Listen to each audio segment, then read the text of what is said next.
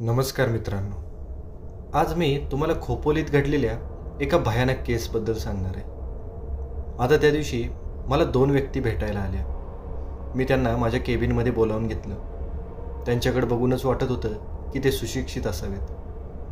आता बसल्यानंतर मी त्यांची विचारपूस करायला सुरुवात केली. तसं त्यातल्या एका व्यक्तीने सांगितलं, माझं नाव चौगुले आणि मी खोपोलीतल्या एका कॉलेजमध्ये प्राचार्य म्हणून काम करतो. आणि त्यांच्यासोबत अजून एक माणूस होता. आणि पुन्हा चौगुले सरांनीच त्यांची पण ओळख करून दिली. ते म्हणाले, हे सावंत सर, हे हॉस्टेलवर रेक्टर म्हणून काम करतात. आता त्या दोघांनी अशी स्वतःची ओळख करून दिली आणि ते पुन्हा 2 मिनटं शांत बसले. ग्लासमधलं थोडंसं पाणी पिल्यानंतर मीच पुन्हा त्यांची विचारपूस करायला लागलो. मी विचारलं, हा तर चौगुले सर, सांगा तुमचा प्रॉब्लेम काय. तसं चौगुले सरांनी एकदा सावंत सरांकडे बघितलं आणि ते मला सांगायला लागले. ते म्हणाले, साहेब, विषय थोडा सेन्सिटिव्ह आहे, त्याच्यामुळं या गोष्टी आम्ही फारच सिक्युअर ठेवलेल्या आहेत. असं सांगून ते पुन्हा एकदा शांत बसले. तसं मी त्यांना विश्वास दिला. सर, जे काय तुमच्या मनात आहे ते सगळं मला सांगा. या केबिनमध्ये जे काय बोलणं होईल ते फक्त आपल्या तिघांमध्येच राहील, याची मी तुम्हाला ग्वाही देतो. त्यानंतर चौगुले सर पुन्हा मला सांगायला लागले.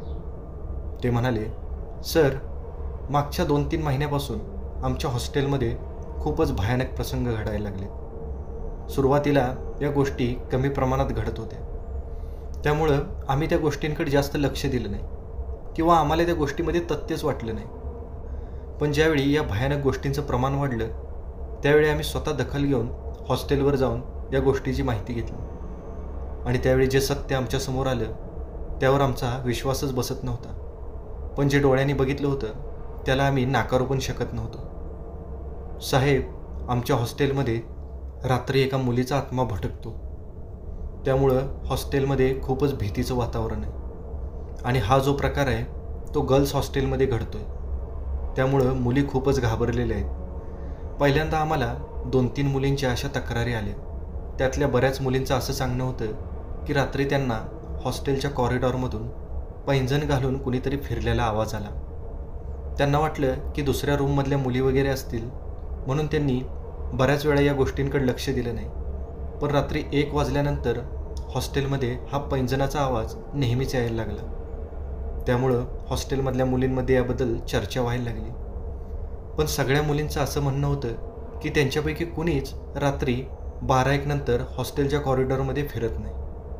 तर मग प्रश्न हा होता की कॉरिडॉरमधून येणाऱ्या मुलीच्या पैंजणाचा आवाज हा येतोय तरी कुठून.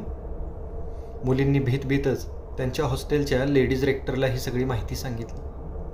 त्यांना पण या गोष्टी खऱ्या वाटत नव्हत्या. पण एक दिवशी त्या लेडी रेक्टर 3ऱ्या मजल्यावरच्या हॉस्टेलवरच्या मुलींच्या एका रूममध्ये रात्रभर राहिल्या आणि त्यांना पण तोच अनुभव आला.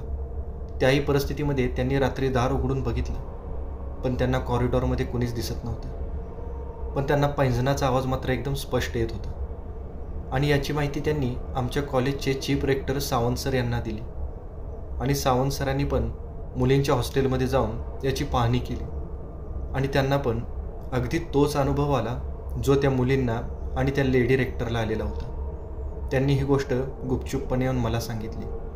पण तोपर्यंत ही घटना कॉलेजमध्ये बऱ्याच प्रमाणात व्हायरल झाली. बऱ्याच मुली हॉस्टेल सोडून गेल्या.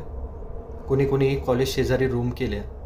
ज्या लांबच्या मुली होत्या त्या 1-2 मुलींनी तर कॉलेजमधलं ॲडमिशनच कॅन्सल केलं. त्यामुळं कॉलेजची पण खूप बदनामी व्हायला लागली. बऱ्याच पालकांचे आम्हाला फोन पण यायला लागले. पण त्यांना काय उत्तर द्यायचं हेच आम्हाला कळत नव्हतं. कारण जी गोष्ट आपल्या डोळ्यांनाच दिसू शकत नाही त्या गोष्टीसाठी आपण काय करू शकणार आहे. आणि एक दिवशी तुमचा लेख माझ्या वाचनात आला, म्हणून मी आणि सावंत सर तुम्हाला भेटायला आलो. प्लीज सर, आम्हाला मदत करा. आता मी चौगुले सरांचं सगळं म्हणणं ऐकून घेतलं. त्यानंतर मी चौगुले सरांना विचारलं, सर, मला आता एक गोष्ट सांगा, एक्झॅक्टली किती दिवस झाले या घटनेला सुरुवात होऊन. तसं त्या दोघांनी पुन्हा एकदा एकमेकांकडे बघितलं आणि सावंत सर मला सांगायला लागले, जवळजवळ 2 ते 3 महिने झाले असतील या घटनेला सुरुवात होऊन. त्यानंतर मी पुन्हा सावंत सरांना विचारलं, सावंत सर, मला आता एक सांगा, 2-3 महिन्यापूर्वी तुमच्या कॉलेजच्या हॉस्टेलमध्ये काय विचित्र वगैरे घडलं होतं का. म्हणजे एखाद्या विद्यार्थ्याचा मृत्यू वगैरे किंवा आत्महत्या वगैरे, तसं त्यांच्या कपाळावर घाम आला. त्यांनी एकदा प्राचार्याकडे बघितलं. प्राचार्यांनी मानेनेच त्यांना होकार दिल्यानंतर ते पुन्हा मला सांगायला लागले, साहेब, 2-3 महिन्यापूर्वी आमच्या हॉस्टेलवर एका मुलीनं आत्महत्या केलेली होती. सिनियर मुलींनी केलेल्या रॅगिंगमुळं त्या मुलीनं बिल्डिंगवरच्या 4थ्या मजल्यावरून उडी टाकून आपला जीव दिलेला होता. कसंबसं ते प्रकरण मिटलं, पण त्यानंतर मात्र मुलींच्या हॉस्टेलमध्ये कायमच दहशतीचं वातावरण राहिलं. त्या दिवसानंतर रॅगिंग बंद झाली, पण हॉस्टेलमधला भोताटकीचा प्रकार मात्र नव्यानेच उदयास आला. मी चौगुले सर आणि सावंत सरांकडे बघत त्यांना सांगितलं, हे बघा सर, आता या गोष्टी खूपच क्लिअर आहेत. तुमच्या हॉस्टेलवर एका मुलीनं 2-3 महिन्यापूर्वी आत्महत्या केली आणि त्यानंतरच तुमच्या हॉस्टेलमध्ये भोताटकीचे प्रकार घडायला लागले. त्यामुळे आपसुकच तुमच्या हॉस्टेलमध्ये जे भोताटकीचे प्रकार घडतात त्याच्यामागं त्या मुलीचाच आत्मा असणार आहे, जिनं तुमच्या हॉस्टेलमध्ये आत्महत्या केलेली आहे. त्यानंतर चौगुले सर मला म्हणाले, पण आता करायचं काय? या गोष्टी आपण जाणून बुजून केलेल्या नाही आणि असं जर राहिलं तर हॉस्टेलवर एकसुद्धा मुलगी राहणार नाही. त्यातल्या त्यात कॉलेजची आबरू पण जाईल. तुम्हीच आता आम्हाला यातून बाहेर काढा. त्यानंतर मी चौगुले सरांना सांगितलं, हे बघा चौगुले सर, एकतर त्या मुलीबरोबर अन्याय झालेला आहे, त्यामुळं ती बदल्याच्या भावनेने हॉस्टेलमधल्या मुलींना त्रास देत असणार आहे, हे तर उघड आहे. आता आपण त्याच्यासाठी काहीतरी इलाज करूया आणि तिला परत घालवण्यासाठी मला तिच्या जवळच्या व्यक्तींची गरज लागणार आहे, जसं की तिच्या घरातलं कुणीतरी. वेळ पडली तर आपल्याला त्यांना हॉस्टेलवर बोलावून घ्यावं लागेल. आता या सगळ्या चर्चा झाल्यानंतर मी चौगुले सरांना सांगितलं, चौगुले सर, मी उद्याच खोपोलीला येतो. माझ्यासोबत माझे 2 सहकारी पण असतील. माझं सगळं सामान घेऊन मी उद्या कॉलेजवर येतो. त्यावेळी तुम्ही आणि सावंत सर दोघे पण कॉलेजवर या. आता असं सांगून मी त्यांना पुन्हा जायला सांगितलं. जसे ते दोघेजण निघून गेले तसं मी लगेच माझ्या 2 सहकाऱ्यांना फोन केला, कुणाल आणि रोहन, आणि त्यांना मी सांगितलं की उद्या आपल्याला खोपोलीला जायचं. आता दुसऱ्या दिवशी सकाळी 10 वाजता मी माझ्या घरातून बाहेर पडलो. माझी स्वतःचीच 4 व्हीलर होती. जाता जाता रस्त्यालाच रोहनचं आणि कुणालचं घर लागत होतं. मी त्या दोघांना पिकअप केलं आणि पुन्हा आम्ही तिघेजण मिळून खोपोलीकडे रवाना झालो.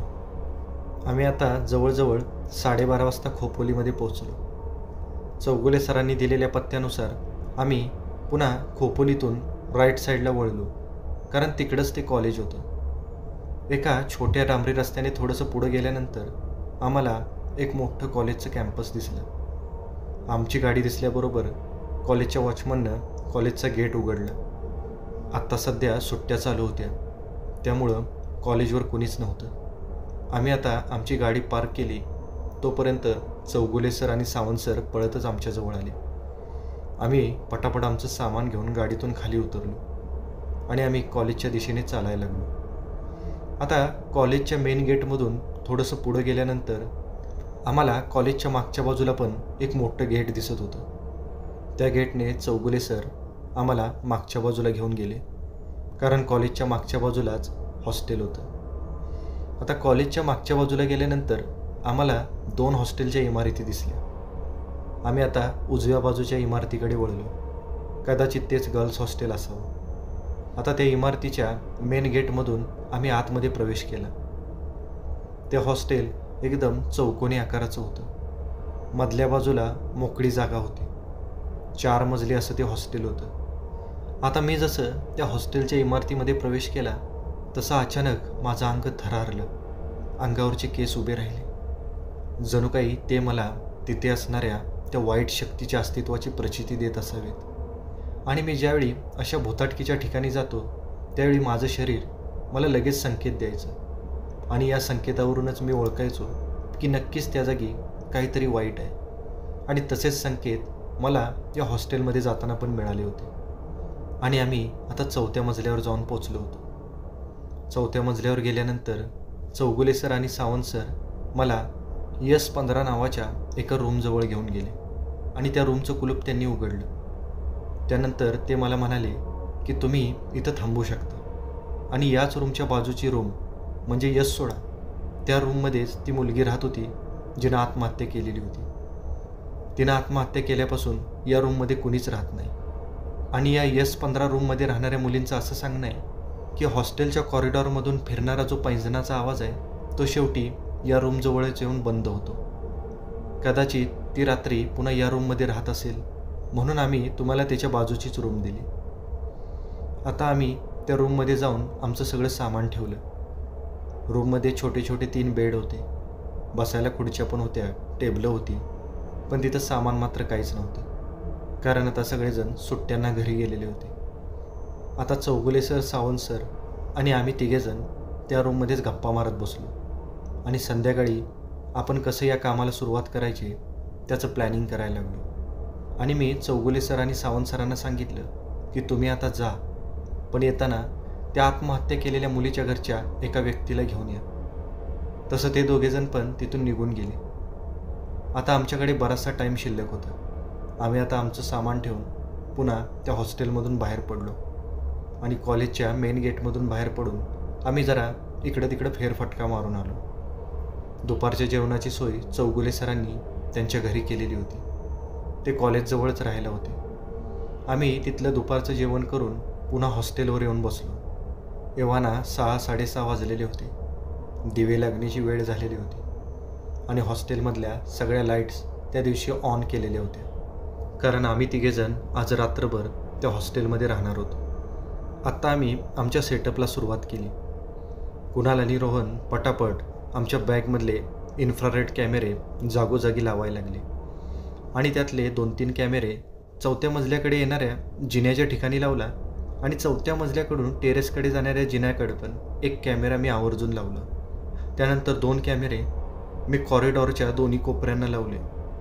EMF मीटर माझ्या बॅगमध्येच होता, तो पण मी तयार करून ठेवला. त्याबरोबर माझ्याकडे ट्रान्सलेटर पण होता. जरी मला त्या आत्म्याशी संवाद करावा लागला तर त्या आत्म्यातून परावर्तित होणाऱ्या ध्वनिलहरींना मी ट्रान्सलेट करून त्याचं शब्दामध्ये रूपांतर करू शकणार होतो. त्यामुळं मला त्या आत्म्याशी संभाषण करणं एकदमच सोपं होणार होतं. बाहेरच्या कॉरिडॉरमध्ये ट्रायपॉडला लावलेला एक नाईट विजन कॅमेरा पण होता. जर आम्हाला काही गोष्टी इन्फ्रारेड कॅमेऱ्यातून दिसल्या नाहीत तर नाईट विजन कॅमेऱ्यातून आम्हाला त्या दिसायला मदत होईल. असा सगळा सेटअप पूर्ण केल्यानंतर आम्ही आता रात्र होण्याची वाट बघायला लागलो. 9 वाजता आमच्या खोलीवर सावंत सर आणि चौगुले सर आले. त्यांच्यासोबत 40 ते 45 या वयोगटातला एक पुरुष होता. त्या पुरुषाला घेऊन आल्यानंतर सावंत सर मला सांगायला लागले, साहेब, हे समृद्धीचे पप्पा. समृद्धी म्हणजे त्या हॉस्टेलमध्ये आत्महत्या करणारी मुलगी, आणि तिचे वडील आज आम्हाला मदत करण्यासाठी इथं आलेले होते. ते समोर दिसताच मी त्यांच्याशी हात मिळवला आणि त्यांच्या मुलीसोबत जे घडलं त्याबद्दल दिलगिरी पण व्यक्त केली. तसं त्यांचे पण डोळे पाणावले. मी त्यांना थोडा दिलासा दिला आणि त्यांना सांगितलं, साहेब, काही गोष्टी तुमच्या मुलीबरोबर चुकीच्या झालेल्या, पण सगळीच लोकं सारखी नसतात. ती ज्या बदल्याच्या भावनेने या हॉस्टेलमधल्या सगळ्या मुलींना त्रास देत आहे, पण त्यामुळं निरागस मुलींनासुद्धा त्याचा त्रास होतो आहे. त्यामुळं आपल्याला या गोष्टी इथंच थांबवायला पाहिजेत. आणि ही भूत योनी म्हणजे एकदम नीच योनी असते. यामध्ये अडकलेल्या आत्म्याचं पतनच होत जातं. आपण जर तुमच्या मुलीला मुक्ती नाही मिळवून दिली तर ती यातून कधीच बाहेर पडू शकणार नाही.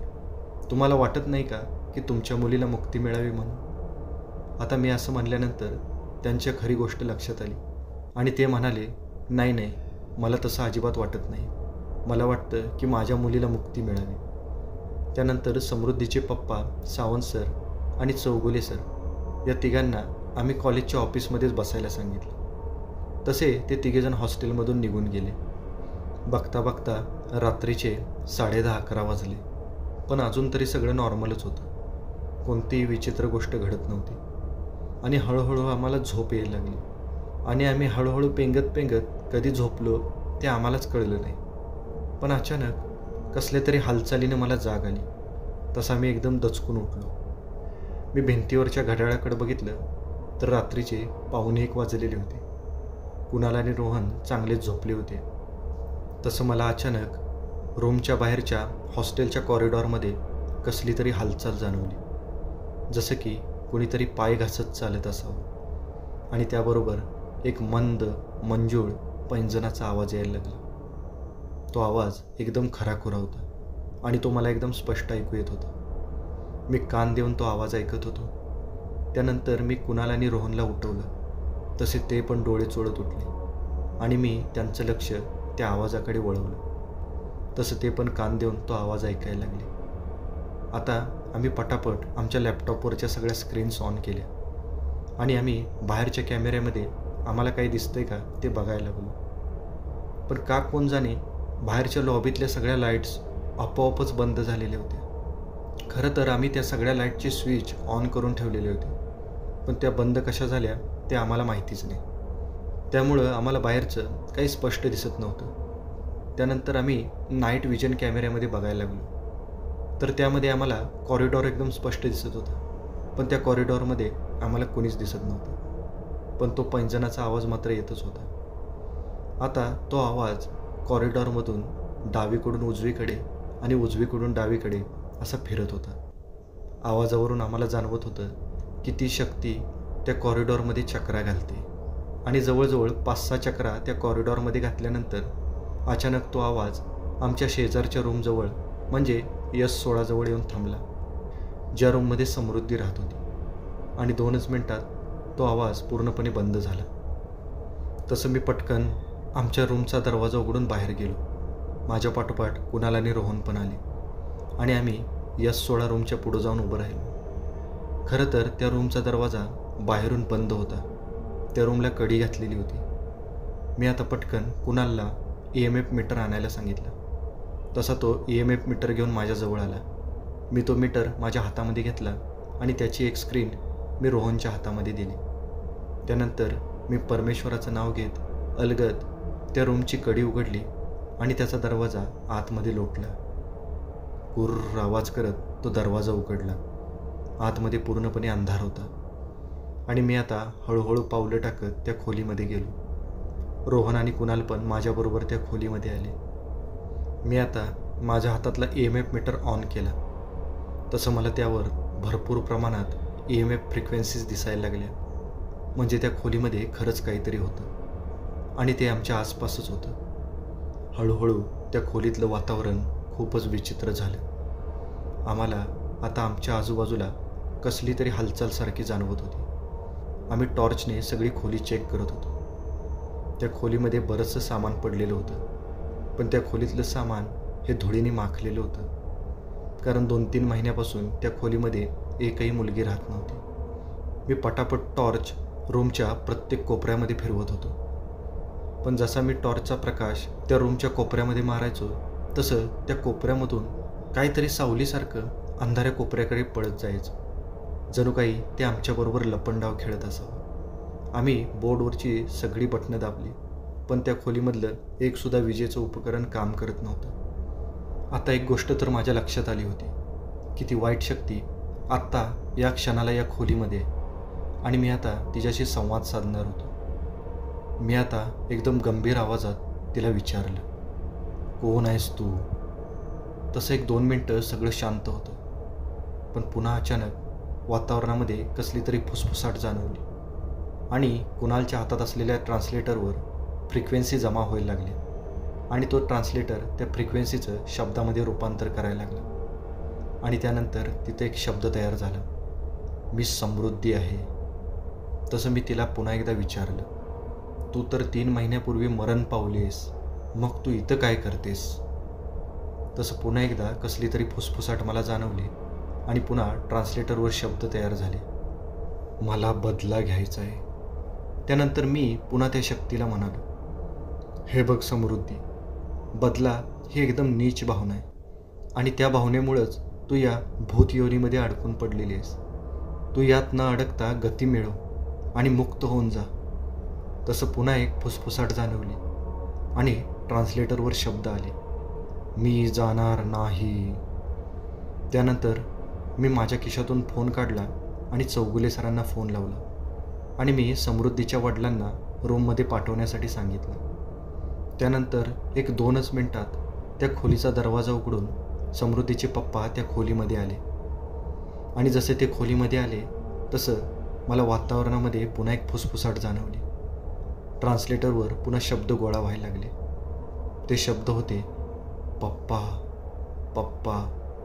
म्हणजे ती खरंच समृद्धी होती आणि तिच्या वडिलांना बघून ती भावूक झालेली होती. तसं मी समृद्धीच्या पप्पांना इशारा केला आणि समृद्धीचे पप्पा पुन्हा समृद्धीबरोबर बोलायला लागले. ते म्हणाले, बेटा समृद्धी, आमचं तुझ्यावर खूपच प्रेम आहे. तुझ्याबरोबर जे घडलं ते चुकीचं होतं. आम्हाला पण खूप वाईट वाटतं. पण बाळा, आमची अशी अजिबात इच्छा नाही की तू या नीच योनीमध्ये अडकून राहावं. आमची इच्छा आहे की तुला गती मिळावी, तुला मुक्ती मिळावी आणि तू पुन्हा एक चांगला जन्म घ्यावास. त्यासाठी मी तुला रिक्वेस्ट करतो बाळ, ही बदल्याची भावना सोड आणि तू इथून निघून जा. तुला मुक्ती मिळेल. आता समृद्धीचे वडील असं बोलल्यानंतर 1-2 मिनटं सगळं वातावरण शांत झालं आणि पुन्हा एक फुसफुसाट झाली.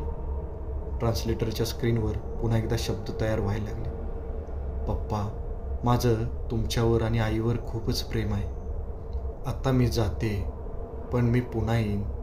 पण ते अशा रूपात नाही, मी पुन्हा व्यक्त रूपात येईन. काळजी घ्या. आणि हे शब्द वाचून समृद्धीच्या वडिलांचे डोळे पाणावले. ते मोठमोठ्याने ओक्साबोक्षी रडायला लागले.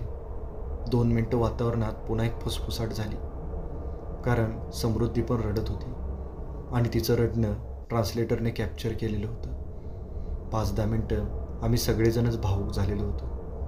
हा 5-10 मिनटाचा खेळ संपल्यानंतर अचानक त्या खोलीतलं वातावरण बदललं आणि आपोआपच त्या खोलीमधल्या सगळ्या विजेच्या वस्तू चालू झाल्या. कॉरिडॉरमधल्या लाईट्स पण आपोआपच चालू झाल्या. EMF मीटरवरच्या सगळ्या फ्रिक्वेन्सी अचानक गायब झाल्या. याचा अर्थ हाच होता की समृद्धीचा आत्मा आता इथून निघून गेलेला आहे. मी चौगुले सरांना आणि सावंत सरांना पुन्हा तिथं बोलावून घेतलं. ते दोघे पण आले. त्यानंतर मी त्यांना सांगितलं की आता सगळं नॉर्मल झालं आहे. समृद्धीचा आत्मा इथून निघून गेलेला आहे. पण काही गोष्टी आपल्या पण चुकलेल्या आहेत. सर, तुम्ही रॅगिंग या प्रकाराला आळा घाला. त्यामुळं कोणत्याही निरागस विद्यार्थ्याचा जीव जाऊ नये याची काळजी घ्या. अशा बऱ्याचशा सूचना दिल्यानंतर मी, कुणाल आणि रोहन त्या तिघांचा निरोप घेऊन तिथून बाहेर पडलो. पण कुणीच कुणाशी काहीच बोलत नव्हतं, कारण आज जी घटना आमच्या डोळ्यासमोर घडली होती त्यामुळे आम्ही सगळेजणच भावनिक झालेलो होतो.